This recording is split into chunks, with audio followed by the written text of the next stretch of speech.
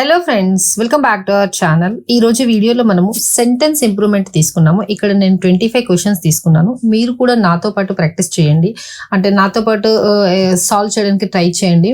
అందులో మీకు ఎన్ని మార్క్స్ వచ్చాయో ఫైనల్గా నాకు కామెంట్ బాక్స్లో చెప్పండి, సో దట్ మీరు ఎన్ని మార్క్స్ స్కోర్ చేసుకుంటున్నారు. అలాగే మీలాగా మిగతా స్టూడెంట్స్ కూడా వాళ్ళ మార్క్స్ని షేర్ చేస్తారు నాతోటి. సో వాళ్ళు ఎన్ని షేర్ చేసుకుంటున్నారు, మీరు ఎన్ని షేర్ చేసుకుంటున్నారు, సో దట్ మీకు అర్థమవుతుంది మీరు ఎక్కడ నిలబడుతున్నారు, అంటే వేర్ యూఆర్ స్టాండింగ్, మీరు అబోవ్ యావరేజా బిలో యావరేజా ఎట్ పార్ అన్నది మీకు తెలుస్తుంది. So without wasting further time will start. Okay, no they are normal people although they perceive in the world different. ఇక్కడ చూడండి, ఇక్కడ మనకి ఎర్రర్ ఎక్కడుంది అంటే నో అంటే ఏదో చెప్తే దానికి నో అంటున్నారు. దే ఆర్ నార్మల్ పీపుల్ అంటే ఇది సెంటెన్స్ పాజిటివ్ లో వెళ్తుంది.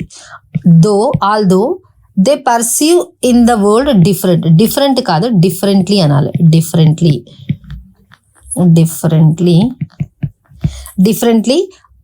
ఇక్కడ ఆల్దో అనొద్దు, ఇక్కడ బట్ అనాలి. ఎందుకు బట్ అనాలి మేడం అని మీరు అడగొచ్చు. ఎందుకు బట్ అనాలి అంటే ఇక్కడ పాజిటివ్ లో వెళ్తుంది సెంటెన్స్, ఇక్కడ మనము నెగిటివ్ కి తీసుకెళ్ళాలి. They are normal people but they perceive in the world differently అంటే నెగిటివ్ అని చెప్పలేము. ఇది ఎలా అంటే కాంట్రాడిక్టింగ్, దీనికి ఇది ఆపోజిట్ లో వెళ్ళేటట్టుగా కాంట్రాడిక్టింగ్ గా వెళ్తుంది.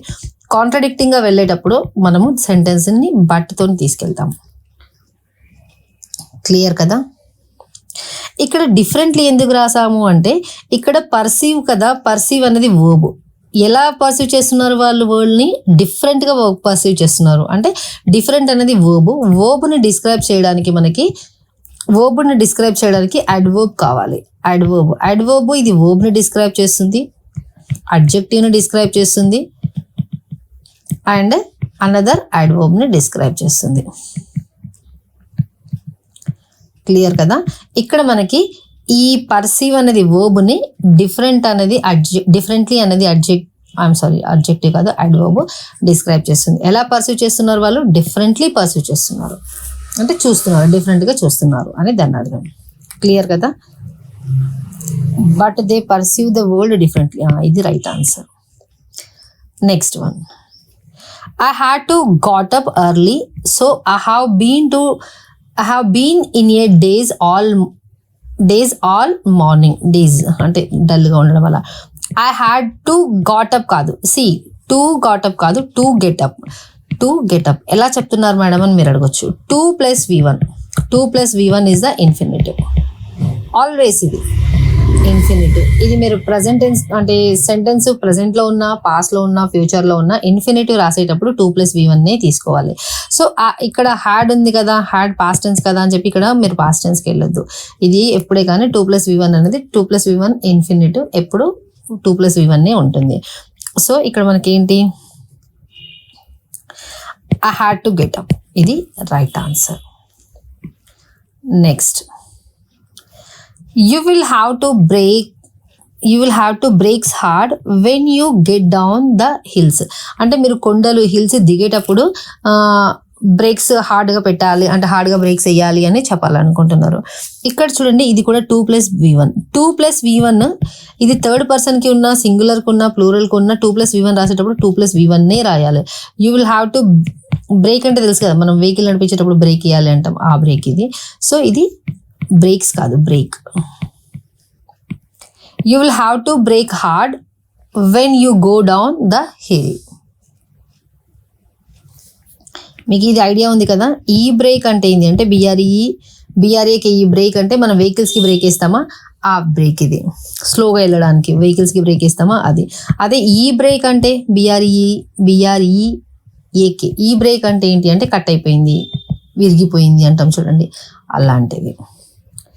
నెక్స్ట్, క్లియర్ కదా? Next, at the grocery store coffee is in and same as tea. Grocery స్టోర్లో టీ లాగానే కాఫీ కూడా ఉంటుంది అని చెప్పాలనుకుంటున్నాను. అండ్ కాదు, ఇక్కడ స్పెసిఫిక్ దానికోసం మాట్లాడుతున్నాం కాబట్టి మనము ఇక్కడ యాన్ యూజ్ చేయొద్దు, దా యూజ్ చేయాలి. So the same as well as ఇది right answer. Next one, the radio is dash great way unite soldiers skills and build a spirit they crops. ఇక్కడ చూడండి, ఇది సబ్జెక్ట్, ఇది వర్బ్. మనకి తెలుసు కదా సెంటెన్స్ స్ట్రక్చర్ ఏంటి, subject plus verb plus object. ఈ సబ్జెక్ట్ ఏది ఉండొచ్చు మనకి, సబ్జెక్ట్ ఐదర్ నౌన్ ఉంటుంది లేదంటే ప్రొనౌన్ ఉంటుంది. ఇక్కడ కూడా ఆబ్జెక్ట్ లో కూడా ఐదర్ నౌన్ ఉంటుంది లేదంటే ప్రొనౌన్ ఉంటుంది. సో ఇక్కడ మనకి is verb, great way to unite soldiers skills and build. ఇక్కడ చూడండి బిల్డ్ ఎస్పెన్స్ ఇది ఓకే. ఇక్కడ మనము దీనికి ఆర్టికల్ పెట్టాలి. ఇక్కడ జనరల్ గా మాట్లాడుతున్నాం, మనం జనరల్ సెన్స్ లో మాట్లాడుతున్నాం, పర్టికులర్ గా కాదు. కాబట్టి ఇక్కడ ఏ గ్రేట్ వే అని చెప్పాలి, ద గ్రేట్ వే కాదు, a great way to unite soldiers అని చెప్పాలి. క్లియర్ కదా, a great way to unite soldiers skills and build. ఇది రైట్ ఆన్సర్. మనకి ఎర్రర్ ఎక్కడుందని చెప్తున్నారంటే, ఇక్కడ ఎక్కడైతే హైలైట్ చేశారో బోల్డ్ లో పెట్టారో అక్కడ ఎర్రర్ ఉంది అని క్లియర్ గా క్వశ్చన్ పేపర్ లో ఇచ్చారు. సో అది మనం ఇక్కడ అబ్జర్వ్ చేయాలి. Next one, the waiters giving the dinners some complimentary mint అంటే తెలుసు కదా, మనం తెలుగులో అంటాం పుదీనా అనేసి, అలా అది కాంప్లిమెంటరీ అంటే ఎక్స్ట్రాగా అడిషనల్ గా ఇస్తున్నది కాంప్లిమెంటరీ. ఇక్కడ వెయిటర్స్ అంటే వెయిటర్స్, గివింగ్ ద డిన్నర్స్ అంటే ఏంటి అంటే డిన్నర్ చేయడానికి ఇక్కడ టేబుల్ పైన కూర్చుంటారు రెస్టారెంట్ లో, వాళ్ళనే డిన్నర్స్ అంటారు.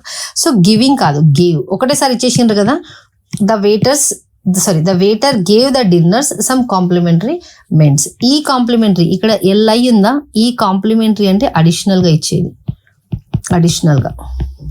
అదే కాంప్లిమెంటరీ ఇంకొకటి కూడా ఉంటుంది కదా స్పెల్లింగ్, ఇక్కడ కాంప్లిమెంటరీ.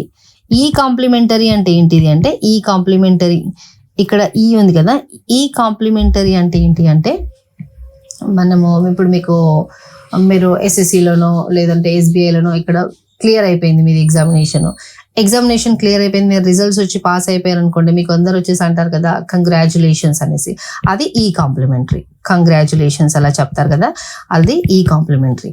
ఈ ఐ ఉన్న కాంప్లిమెంటరీ ఏంటి అంటే, ఈ ఐ ఉన్న కాంప్లిమెంటరీ అడిషనల్ గా ఏదైనా ఇచ్చేదాన్ని ఐ ఉన్న కాంప్లిమెంటరీ అని చెప్తారు. క్లియర్ కదా. Next, now how much photograph would you like? I can do joined up writing now, you know. ఇక్కడ చూడండి, ఇక్కడ ఎర్రర్ ఉందని చెప్తున్నారు మనకి. ఇక్కడ ఏంటిది, హౌ మచ్ ఫోటోగ్రాఫ్ ఏంటి మనకి, మనం ఫొటోస్ తీస్తామా, అది ఫోటోగ్రాఫ్స్ ని కౌంట్ చేయొచ్చు కదా, 1 ఫోటో 2 ఫోటో 3 ఫోటో అలా కౌంట్ చేయొచ్చు కదా. సో హౌ మచ్ అంటున్నారంటే ఎక్కువ ఉంది అని చెప్పాలనుకుంటున్నారు. ఇక్కడ చూడండి, మచ్ వచ్చేసి మనము అన్కౌంటబుల్ కి యూజ్ చేస్తాం. ఇప్పుడు వాటర్ ఉంది, వాటర్ని కౌంట్ చేస్తాము మనము, కౌంట్ చేయలేము. సో హౌ మచ్ వాటర్ అని చెప్తాము. ఇప్పుడు పెన్స్ ఉన్నాయి మన దగ్గర, పెన్స్ ని మనం కౌంట్ చేస్తాం కదా, సో వీటికి మనము కౌంటబుల్ కాబట్టి మెనీ అంటాం, మెనీ పెన్స్ అంటాం, బికాస్ అవి కౌంటబుల్. సో మచ్ వచ్చేసి అన్కౌంటబుల్, మెనీ వచ్చేసి కౌంటబుల్. సో ఫోటోగ్రాఫ్స్ కౌంటబుల్ కదా, సో ఇక్కడ ఫోటోగ్రాఫ్ కాదు, ఫోటోగ్రాఫ్స్. ఎందుకు నేను వేసి పెడుతున్నాను అంటే, ఇక్కడ ఎక్కువ ఉన్నాయని చెప్పాలనుకుంటున్నారు వాళ్ళు, సో అందుకని వేసి పెడుతున్నాను. ఇక్కడ మచ్ కాదు, many. How many photographs would you like, ఇది మన ఆప్షన్, మన right answer. How many photographs, ఇది మన రైట్ ఆన్సర్. క్లియర్ కదా. Next, the water leaked in with a hole in the roof. అంటే రూఫ్ లో ఏదో హోల్ ఉంది, అందులోంచి వాటర్ పడిపోతుంది అంటున్నారు. ఇక్కడ చూడండి, ఏ దాని నుంచి అయినా పోతుంది అంటే దాన్ని త్రూ అంటాం మనం. Through, not with, through. ఇక్కడ నుంచి అక్కడ పోతుంది కాబట్టి త్రూ ఏ హోల్ అన్నది right option. Next, my parents used to engaged me to devote more time to study. My parents subject, used to అన్నది ఇక్కడ model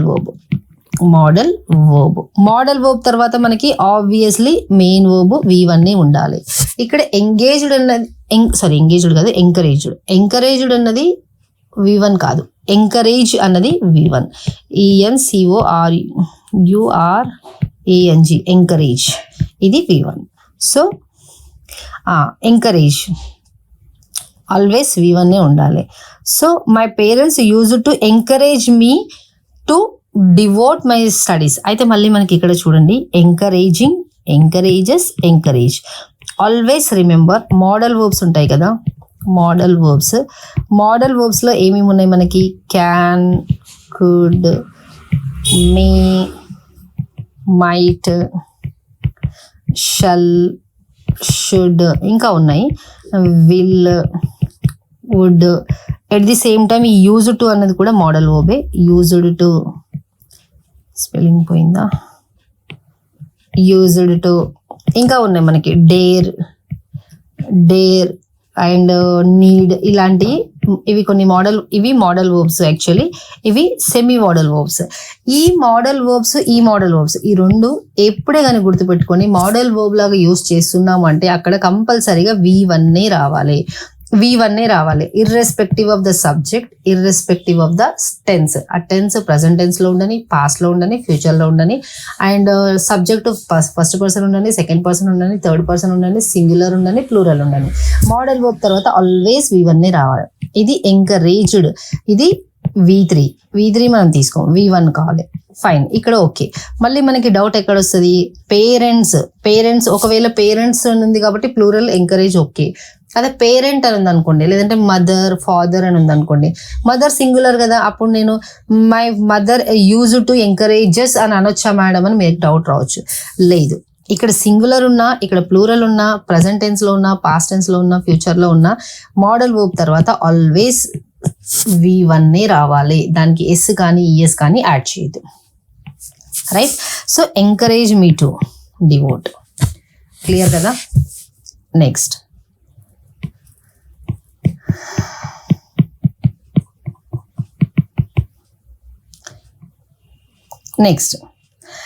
this looks like one of those unwelcome social summons which call upon a man either to be bold or lie. ఇది actually బోల్డ్లో ఉండదు, నేను by mistake లో బోల్డ్లో పెట్టాను, but ఈ error మనకి ఇందులోనే ఉంది. దిస్ అన్నది ఇక్కడ సబ్జెక్ట్, లుక్స్ అన్నది ఇక్కడ verb. Looks like one of the, మనకు తెలుసు కదా, ఇది వన్ ఆఫ్ ద తర్వాత ప్లూరల్ నౌన్ రావాలి. ఇప్పుడు స్టూడెంట్స్ కోసం నేను మాట్లాడుతున్నాను అనుకోండి, స్టూడెంట్స్ ఇదేంటి? Plural noun. అండ్ దీనికి వర్బ్ ఏది ఉండాలి అంటే ఈ 1కి ఏ వర్బ్ రావాలో అదే వర్బ్ రావాలి. సింగులర్ అయితే సింగులర్, ప్లూరల్ అయితే ప్లూరల్. ఇది సింగులర్ కదా, వన్ ఆఫ్ ద అన్నప్పుడు 1 అనేది సింగులర్ కదా, సో సింగులర్. నెక్స్ట్ ఈ ఆఫ్ అనేది ఏంటి అంటే ప్రిపోజిషన్ తర్వాత ఇది ఏదైతే ఉందో ఆబ్జెక్ట్ ఆఫ్ ద ప్రిపోజిషన్. ఇది ఈ స్టూడెంట్స్ అన్నది. ఈ 1 అనేది సబ్జెక్ట్ ఆఫ్ ద ప్రిపోజిషన్. మనం వర్బ్ ని ఎలా తీసుకోవాలి అంటే ఈ సబ్జెక్ట్ ఆఫ్ ద ప్రిపోజిషన్ కి ఏ వర్బ్ అయితే రావాలో దానికే వర్బ్ ని తీసుకోవాలి. ఇక్కడ చూడండి, of is the preposition. Of is the preposition కదా. ఈ వన్ ఆఫ్ ద తర్వాత those unwelcome social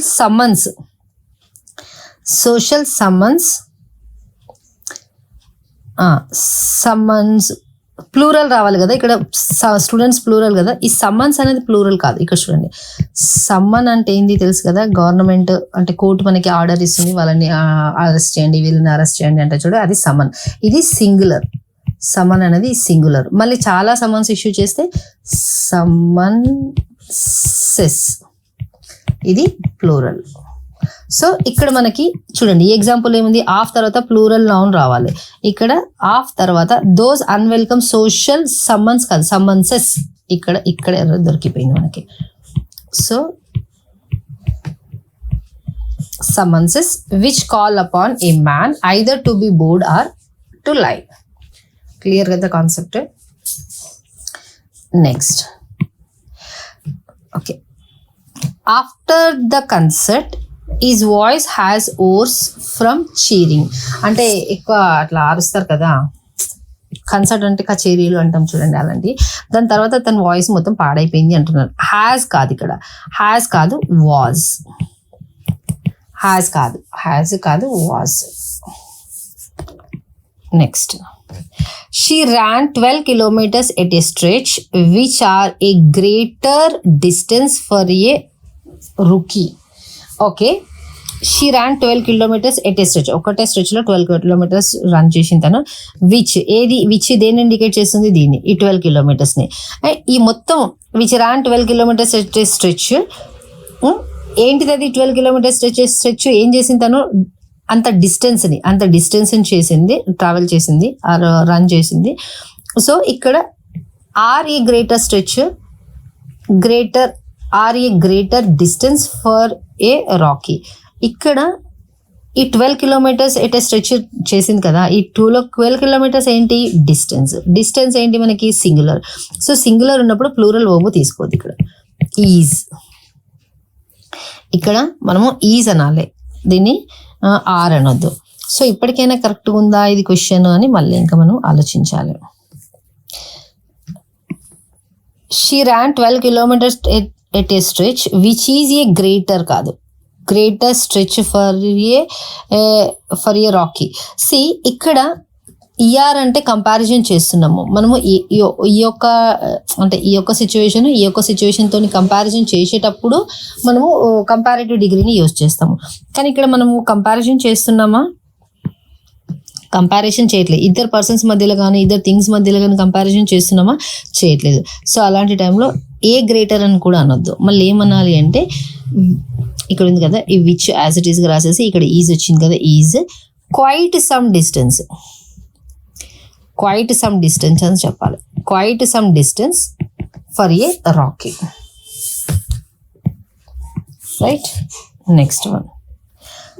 This preoccupation with him was becoming an obsession that was beginning to affect her ability to take care of the house. This preoccupation with him, అతనితోని అలా ఉండడం, కలిసి ఉండడం, was becoming N obsession, ఒక అలవాటుగా మారిపోతే, that was beginning, అది ఒక beginning అవుతుంది. దేనికి? To affect our ability. Effect our ability. ఇక్కడ చూడండి, ఎఫెక్ట్ అన్నది ఏంటి అంటే, ఎఫెక్ట్ అన్నది నౌన్, మళ్ళీ అఫెక్ట్ అన్నది ఇక్కడ వర్బ్. ఈ ఎఫెక్ట్ కి మీనింగ్ ఏంటి అంటే, ఎవరైనా ఏదైనా ఇన్ఫ్లుయెన్స్ చేశారనుకోండి, ఆ ఇన్ఫ్లుయెన్స్ వల్ల వచ్చే రిజల్ట్ ఆఫ్ ద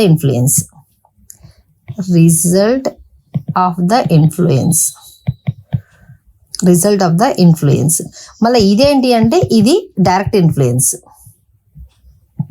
ఇక్కడ ఏమవుతుంది? ఇక్కడ చూడండి, that was beginning to effect of the ability to take care of the house. అది కాదు. రిజల్ట్ అంటే ఈ ఇన్ఫ్లుయెన్స్ వల్ల రిజల్ట్ అవుతుందా? కాదు, ఆమె ఇన్ఫ్లుయెన్సే అవుతుంది. సో అలాంటి టైంలో ఎఫెక్ట్ కాదు, అఫెక్ట్ అని రాయాలి ఇక్కడ. క్లియర్ కదా? Next one. MLA is a representative electing by the voters of a constituency to the state legislature. Electing by the కాదు, elected by the. చూడండి, ఎమ్మెల్యే ఈజ్ ఏ రిప్రజెంటేటివ్. ఎవరతను? రిప్రజెంటేటివ్. ఎలా representative అయిండు? Elected by the voters elect చేసేసుకున్నారు already. ఇప్పుడు election అంటే choose చేసుకోవట్లేదు, ఇప్పుడు ఆల్రెడీ ఎలక్ట్ చేసేసుకున్నారు దాన్ని, ఆల్రెడీ జరిగిపోయింది కాబట్టి elected by the voters of a constituency to the state legislature. Clear కదా? Next. Don't try to force the window open or you might broken it.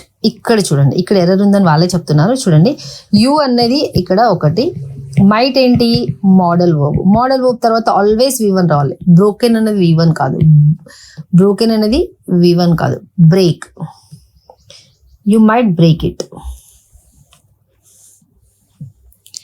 Clear కదా?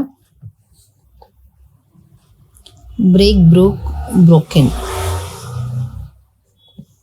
You might break it. Next one. You might break it. Yes. Next. The rabbit remained stationary to avoid being seen. అంటే rabbit కదలకుండా అలానే స్టిఫ్గా కూర్చుంది, ఎందుకంటే అది కదిలితే వేరే వాళ్ళు చూస్తారు అనేసి. మేబీ ఏదైనా జంతువు చూస్తుంది అని. స్టేషనరీ అంటే ఇక్కడ చూడండి, ఈ స్టేషనరీ ఉందా, ఈ స్టేషనరీ అండ్ ఈ స్టేషనరీకి డిఫరెన్స్ ఏంటి అని చెప్తాను ఇప్పుడు. స్టేషనరీ ఇక్కడ ఫస్ట్ స్టేషనరీలో ఏ ఉంది, సరే వేరే కలర్ తీసుకుందాం. ఇక్కడ ఏ ఉంది, ఇక్కడ ఈ ఉంది. స్టేషనరీలో ఈ ఉంది అంటే మనం స్టేషనరీ బుక్స్ పెన్స్ తెచ్చుకుంటామా, పెన్స్ బుక్స్, ఇది ఏ స్టేషనరీ మనకు తెలుసు, మన బుక్ షాప్. ఈ స్టేషనరీలో ఏ ఉంది కదా, ఇది మనము ఫిక్స్డ్గా ఉండడము అంటే కదలకుండా ఉండడము అంటాం చూడండి, మోషన్లెస్గా ఉండడానికి అది. సో డిఫరెన్స్ అర్థం చేసుకోండి. వాజ్ రిమైన్ స్టేషనరీ, అది అలానే కదలకుండా ఉండిపోయింది అని చెప్పాలనుకుంటున్నారు. ఇది సెంటెన్స్ ప్యాసివ్ వాయిస్ లో ఉంది. సెంటెన్స్ మనకి ఇది ప్యాసివ్ వాయిస్ లో ఉంది. ఇక్కడ వాజ్ తర్వాత V3 రావాలి, రిమైన్ కాదు, రిమైన్డ్. సెంటెన్స్ ప్యాసివ్ వాయిస్ లో ఉంది, వాజ్ తర్వాత V3 రావాలి. క్లియర్ కదా. Next, the cat was lastly seen in the back yard, అంటే ఇంటి వెనకాల ఉన్న ప్లేస్ లో లాస్ట్ టైం అంటే లాస్ట్ గా మనకు కనిపించింది ఇంటి వెనకాల ఉన్న దగ్గర. క్యాట్ అంటే పిల్లి అని చెప్పాలనుకుంటున్నారు. The cat subject was scene, the cat was scene in the last backward. ఇక్కడ లాస్ట్లీ కాదు, లాస్ట్ టైం మీరు ఎక్కడ చూసారు అంటే అక్కడ చూసారంటారు కదా, adverb. Last is the adverb, దీని తర్వాత సీన్ రావాలి, లాస్ట్ సీన్. ఎందుకు, సెంటెన్స్ మళ్ళా ప్యాసివ్ వాయిస్లో ఉంది. క్యాట్ని మనము లాస్ట్ టైం అక్కడ చూసాము, సెంటెన్స్ ప్యాసివ్ వాయిస్లో ఉంది. సెంటెన్స్ ప్యాసివ్ వాయిస్లో ఉన్నప్పుడు వాజ్ ఆర్ వర్ తర్వాత V3 రావాలి. ఇక్కడ సీ కాదు, సీన్. అండ్ ఇది లాస్ట్లీ కాదు, లాస్ట్ అంటే last seen in the back yard. Clear కదా. Next, there were creatures stood between the carriage straps అంటే అదేదో అంటే మిషనరీస్ అలాంటివి ఉంటాయి కదా అక్కడ. క్రియేచర్స్ అంటే జంతువులు. స్టూడ్ బిట్వీన్, ఇక్కడ ఇవి ఏదో ఉన్నాయి మనకి, ఇదేదో మ్యానుఫ్యాక్చరింగ్ యూనిట్ అనుకుంటా, అందులో ఏదో ఇవి ఉన్నాయి. ఇందులో ఇవి నిలబడ్డాయి అని చెప్తున్నారు. ఇందులో అవి నిలబడ్డాయి. అందులో నిలబడ్డాయి అన్నప్పుడు వర్ స్టాండింగ్, వర్ స్టూడ్ కాదు, వర్ స్టాండింగ్.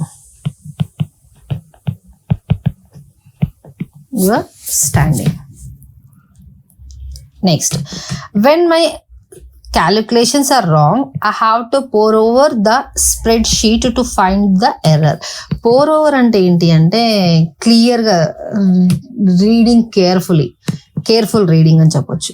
Careful reading. ఇక్కడ చూడండి, when my calculations are wrong, నేను ఎప్పుడైతే క్యాలిక్యులేషన్స్ తప్పు చేస్తానో నేను ఏం చేస్తాను, have to pour over the spreadsheet to should find the ఏమంటారు ఎర్రర్స్ ని ఫైండ్ అవుట్ చేయడానికి అక్కడికి వెళ్తాను అని చెప్తున్నారు. సో ఇక్కడ ఏమైనా ఎర్రర్ ఉండొచ్చా మనకి,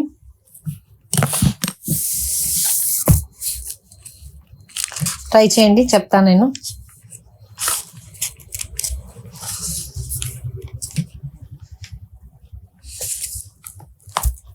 టూ ప్లస్ V1 ఏం ఎర్రర్ లేదు ఇక్కడ, no improvement. Next, the most worrying aspect of climate change is the effect it has on the world's food supply. Most worrying aspect ఏంటి అంటే, బాధాకరమైన విషయం ఏంటి అంటే క్లైమేట్ చేంజ్. దానివల్ల ఏం ప్రభావం అవుతుంది మనకి, ఫుడ్ సప్లై పైన ప్రభావం పడుతుంది అంటున్నారు. ఇక్కడ ఎర్రర్ ఉండొచ్చేమో చూడండి అంటున్నారు, ఒకసారి చూడండి. ఆస్పెక్ట్ అనేది ఏంటి, నౌన్ డిస్క్రైబ్ చేయడానికి అడ్జెక్టివ్ కావాలి. ఇది వర్రింగ్ అనేది adjective, but in the form of present participle ఇది. ఈ మోస్ట్ అన్నది అడ్వర్బ్, రైట్. సో ఇక్కడ ఏం ఎర్రర్ లేదు, నో ఎర్రర్.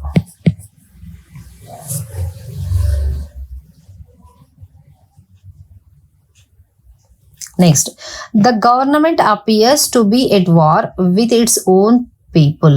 ఇక్కడ చూడండి, గవర్నమెంట్ అనేది నౌన్, అపియర్స్ అనేది వర్బ్, టు బి ఇది ఏంటి infinitive, 2 + V1. At war with its own people. వాళ్ళ ఓన్ పీపుల్ తోనే వార్కి వెళ్ళాలనుకుంటుంది. ఇట్స్ కాదు, ఇక్కడ చూడండి ఇట్ ఈ ఇట్స్ రాశారు అనుకోండి, అది ఇట్ ఈజ్ అవ్వచ్చు, ఇట్ వాజ్ అవ్వచ్చు, లేదంటే ఇట్ హ్యాజ్ అవ్వచ్చు. ఇదేంటి అంటే ఇప్పుడు నేను ఇలా రాస్తే ఇది పొజిషన్, అది వాళ్ళ పీపుల్తోనే వెళ్ళాలనుకుంటుంది కాబట్టి ఇది పొజిషన్ రావాలి. సో ఇక్కడ ఇది కాదు, ఇది రాయాలి, ఇట్స్. క్లియర్ కదా? Next one, he suggested there was collisions through objectors due to similarities in some letters sent to the council. అతను ఏం సజెస్ట్ చేసిండంటే there was collisions అంటే ఇల్లీగల్ గా జరగడానికి, ఇల్లీగల్ గా ఏదైనా అగ్రిమెంట్స్ చేసుకుంటారు చూడండి, అలాంటి వాటిని మనం collisions అని చెప్తాము. త్రూ ద అబ్జెక్టర్స్ అంటే తెలుసు కదా, అబ్జెక్షన్ ఇచ్చేవాళ్ళు.